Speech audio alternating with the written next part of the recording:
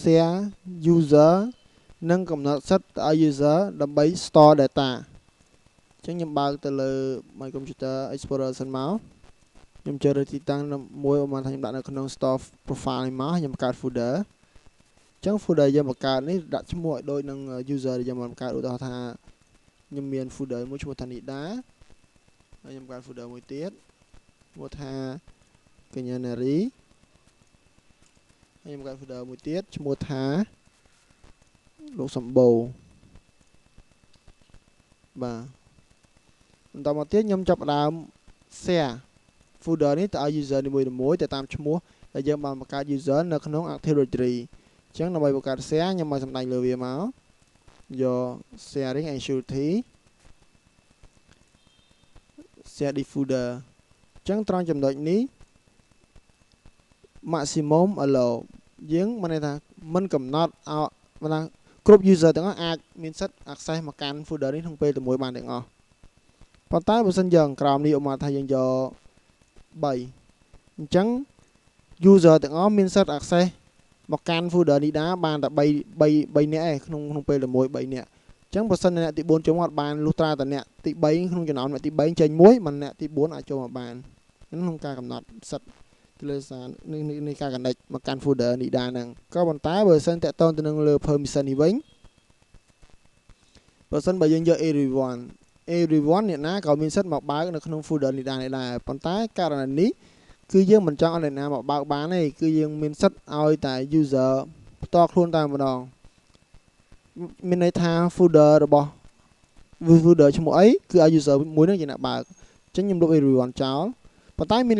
លក្ខខណ្ឌខ្លះក៏អាចឲ្យ user ទាំងអស់មកបើកលើ folder នឹងដែរតែឡើយករណីនេះគឺខ្ញុំចង់ឲ្យផ្ទាល់ខ្លួនមួយអញ្ចឹងខ្ញុំ remove everyone ចោលហើយខ្ញុំ add ចូលអញ្ចឹង folder នេះដែរខ្ញុំឧបមាថាខ្ញុំវាយនេះដាក់វាយនេះដាក់តែប៉ុណ្្នឹងមកហើយខ្ញុំ check មកគឺវា check រកឈ្មោះឲ្យ Mr. ដាក់មកតែម្ដងបាទអូខេបាទអញ្ចឹងនៅតង់នេះគឺខ្ញុំកំណត់សិទ្ធិឲ្យ full control មានសិទ្ធិ access ទាំងអស់បើមិនយើងយកទៅរៀនទេ user នេះដែរហ្នឹងមានសិទ្ធិតែបើកមើលនៅក្នុង folder នេះដែរហើយ copy ឯកសារចេញទេប៉ុន្តែចង់ការ copy ចូលឬក៏កែប្រែនៅក្នុង folder ហ្នឹងអត់បានទេអញ្ចឹងជាធម្មតាគឺខ្ញុំឲ្យ full control apply អូខេអញ្ចឹងកន្លែងនេះគឺយើងមិនចាំទេគឺយើងយក all apply អូខេអញ្ចឹងគឺមានរូបដៃមួយអញ្ចឹងរូបដៃតំណាងឲ្យនៃការ share ចំណែកឯកញ្ញានារីវិញឧទាហរណ៍ខ្ញុំយក share មួយទៀតដូចគ្នាដែរ permission ខ្ញុំ remove everyone ចោលហើយខ្ញុំ add អញ្ចឹងកន្លែងនេះខ្ញុំវាយតែខ្ញុំបើសិនខ្ញុំអត់ដឹងថាអត់ឈ្មោះអីទេគឺខ្ញុំចុចលើ advance ខ្ញុំយក find now តែម្ដងអញ្ចឹងគេនោះគឺវាបង្ហាញទាំងអស់ទាំង user ទាំង group អញ្ចឹង Nari Miss Nari អូខេអញ្ចឹងវាចេញមកតែម្ដងបាទអូខេហើយ full control អូខេ apply អូខេអញ្ចឹងមានដៃមួយទៀតចំណែកឯ folder សម្បូរវិញក៏ដូចគ្នាដែរ share the folder permission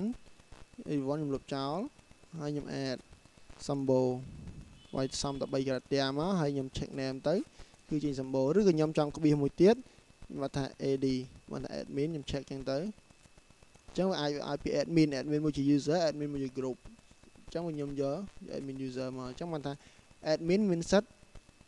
និងសម្បូរមានសិទ្ធិមកបើកលើ folder នឹងបានកាលនេះយើងមាន2បាទតែ admin យើងបានត្រឹមតែមើលឬយ៉ាងម៉េចសេចចិត្ត admin បានថាប្រធានរបស់យើងប្រធានធំនេះដូចគ្នាដែរ full control apply អូខេ apply អូខេអញ្ចឹងក្នុងការ share ខ្ញុំបានបញ្ចប់ដោយចំណុចត្រឹមនេះ